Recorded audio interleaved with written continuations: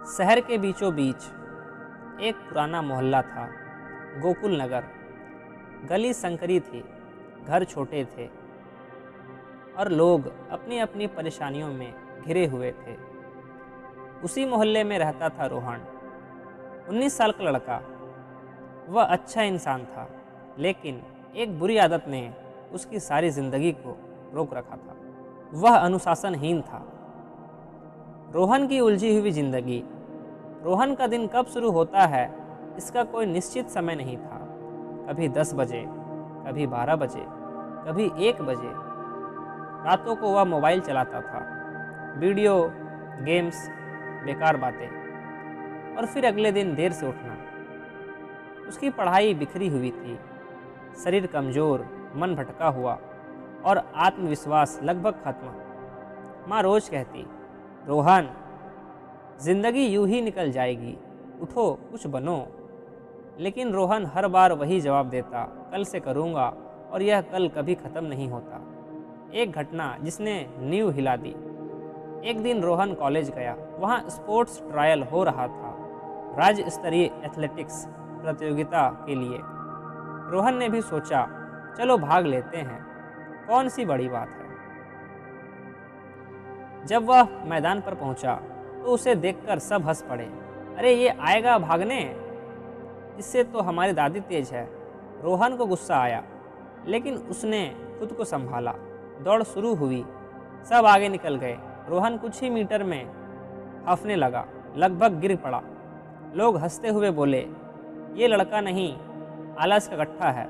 रोहन चुपचाप किनारे बैठ गया। पहली बार उसे अपने ऊपर शर्म आई। वह फुट फुट कर रो पड़ा। उसी वक्त एक बूढ़ा आदमी उसके पास आया। सफ़ेद दाढ़ी, मजबूत शरीर, आंखों में तीखा तेज। Subodh Rana, retired athletics coach. वे बोले, बेटा, रोने से नहीं, अनुशासन से जिंदगी बदलती है। रोहन ने सिर उठाकर कहा, मुझसे नहीं होगा, मैं बहुत कमज़ोर हूँ। कोच बोले, दुनिया में कोई कमज़ोर नहीं है। कमज़ोर सिर्फ वह है जो अपने आलस से हार जाए। ये बात रोहन के दिल में उतर गई। अनुशासन का पहला दिन।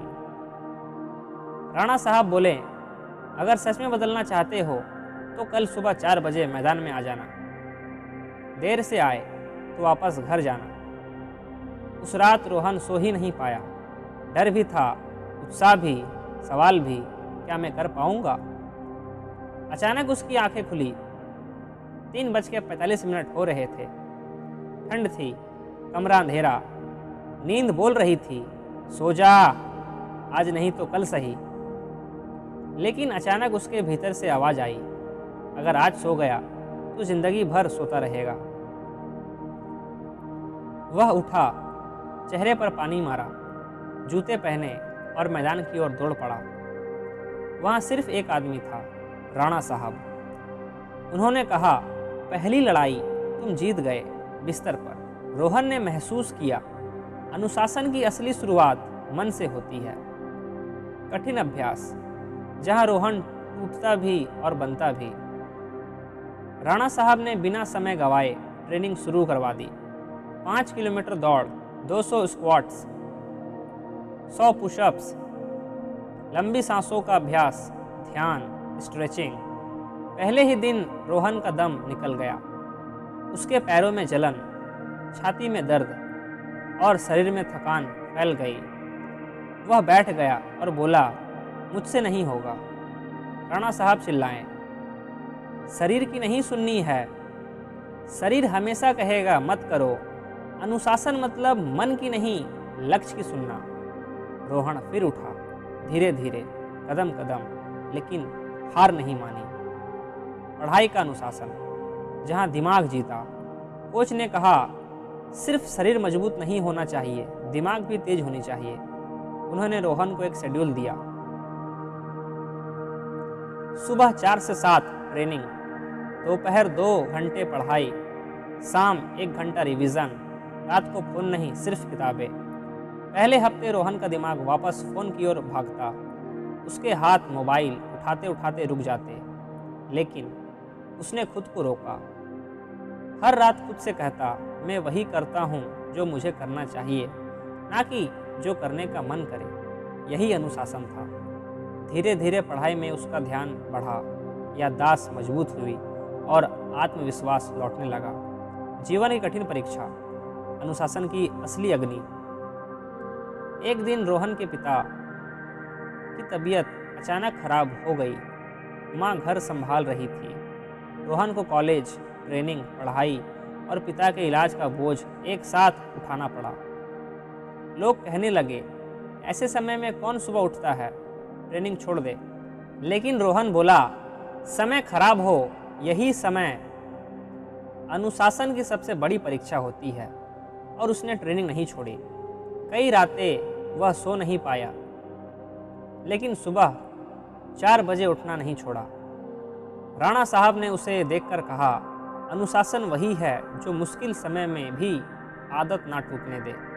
3 महीने बाद रोहन बदल चुका था। अब उसकी आंखों में आत्मविश्वास था, शरीर फिट था, दिमाग स्थिर, कदमों में तेजी, आवाज़ में दृढ़ता। गांव वाले कहते, ये वही रोहन है जो 8 घंटे सोने वाला लड़का था। रोहन मुस्कुराता और कहता, मैं वही हूँ, लेकिन मेरी आदतें बदल गई है। राणा साहब कहते, आदमी की पहचान उसके अनुशासन से होती है, ना कि उसके नाम से। राज्य स्तरीय एथलेटिक ट्रायल, असली युद्ध। ट्रायल का दिन आ गया। सैकड़ों लड़के खड़े थे, मजबूत शरीर, तेज चाल, सब तैयार। दौड़ शुरू हुई, सब भागे। रोहन भी भागा, लेकिन आज उसकी सांसों में स्थिरता थी, कदम मजबूत थे और मन में सिर्फ एक मंत्र था, अनुशासन, अनुशासन, अनुशासन। पहला चक्कर, दूसरा चक्कर, तीसरा चक्कर। रोहन आगे निकलने लगा। जो लोग पहले उसे हंसाते थे, आज उसे देखते रह गए। फाइनल लाइन के पास आते ही वह लगभग उड़ने लगा। उसने रेस पहले नंबर पर पूरी की। लोग दंग रह गए। राणा साहब की आंखों में आंसू आ गए। परिणाम, अनुशासन का चमत्कार। जब रिजल्ट आया, रोहन का नाम सबसे ऊपर था। वह राज्य स्तरीय एथलीट बन चुका था। मोहल्ले में मिठाइयाँ बांटने लगी। लेकिन रोहन सबसे पहले किसके पास गया? अपने कोच राणा साहब के पास। वह उनकी ओर भागकर बोला, आपने मुझे बनाया। राणा साहब उसके कंधे पर हाथ रखकर बोले, ना बेटा, मैंने सिर्फ रास्ता दिखाया। तुम जीतते इसीलिए हो क्योंकि तुमने अनुशासन को अपना भगवान बना लिया। रोहन की आंखों में आंसू थे। उसने कहा, अगर अनुशासन ना होता तो मैं कुछ भी ना कर पाता। कई साल बाद अनुशासन का संदेश। 5 साल बाद रोहन भारत का राष्ट्रीय एथलीट बन चुका था। जब वह एक कार्यक्रम में भाषण दे रहा था, उसने मंच पर कहा, मैं तेज नहीं था, मैं प्रतिभाशाली नहीं था, मैं खास नहीं था, लेकिन मैं अनुशासित था और यही मेरी असली ताकत बनी। दुनिया में जीत ताकतवर लोग की नहीं, अनुशासित लोगों की होती है। पूरा हॉल तालियों से गूंज उठा। दोस्तों, इस कहानी से हमें सीख मिलती है, अनुशासन वह शक्ति है जो एक साधारण इंसान को असाधारण बना देती है। अनुशासन एक बार नहीं, हर दिन करना पड़ता है। सबसे बड़ी जीत मन पर होती है, शरीर पर नहीं। अनुशासन मुश्किल समय में काम आता है, आसान समय में नहीं। जो खुद को जीत लेता है, दुनिया उसे जीत लेती है।